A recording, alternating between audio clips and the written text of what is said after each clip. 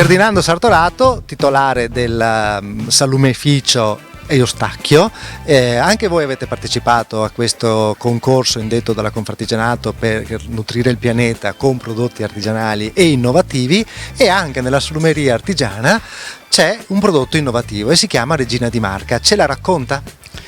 Raccontarla in due parole non è così semplice. Diciamo che noi siamo, come hai detto te, facciamo parte della famiglia dell'artigianato e la nostra visione del nostro lavoro sta nell'artigianato. E la Regina di Marca è figlia di questo nostro creare, non si inventa mai niente, perché non è che nasce da esperienze già fatte con prodotti simili. E la Regina di Marca non è altro che alla fine una soppressa con dentro, invece del classico filetto che è la soppressa filettata o quel filetto che è la nostra tradizione, invece del filetto abbiamo messo la lonza, lasciandoci la sua parte di grasso esternamente, che gli dà dolcezza e morbidezza a tutto il prodotto.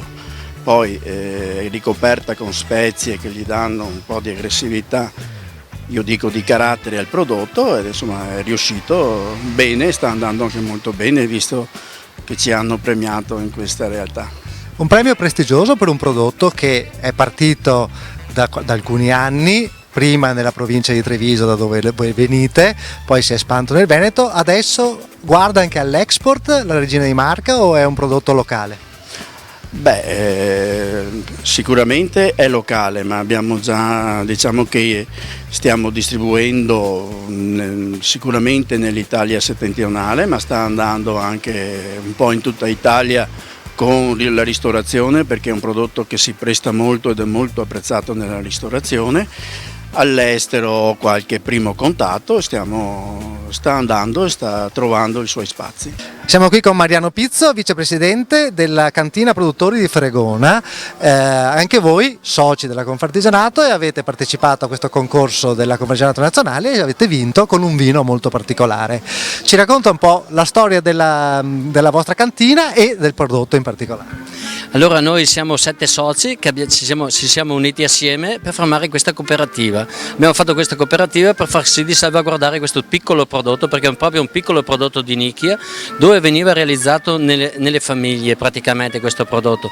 È un vino che ha una storia più di 100 anni, che dal 1600 ci sono delle tracce, e noi 7 abbiamo formato questa cooperativa. Questo vino, diciamo, è formato da 3 tipologie di uva, che è il Prosecco, che sarebbe la Glera, Verdiso e la Boschera. La Boschera è proprio un'uva autoctona della zona, pochi la conoscono, però è quella che, diciamo, che dà quella nota in positivo a questo passito, che lo differenzia da tutti gli altri passiti, perché ha un retrogusto molto amarognolo, avendo non sicché un grado zuccherino ancora molto alto, perché andiamo sui 130-150 mg zuccheri.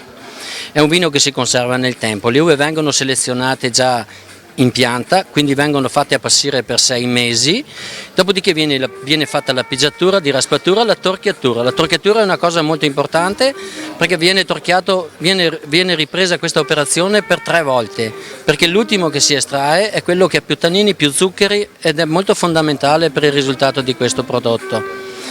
Quindi diciamo che un appassimento di 6 mesi, un appassimento molto lungo, perché partiamo da settembre, primi ottobre, andiamo a vinificare a marzo, e la resa di questo vino è molto bassa, perché siamo un 20%, cioè su un quintale d'uva un 20% di resa. Quindi dalla vendemmia, dai travasi all'imbottigliamento, che fa 6 mesi di affinamento in bottiglia, arriviamo ad avere in commercializzazione il prodotto dopo 3 anni.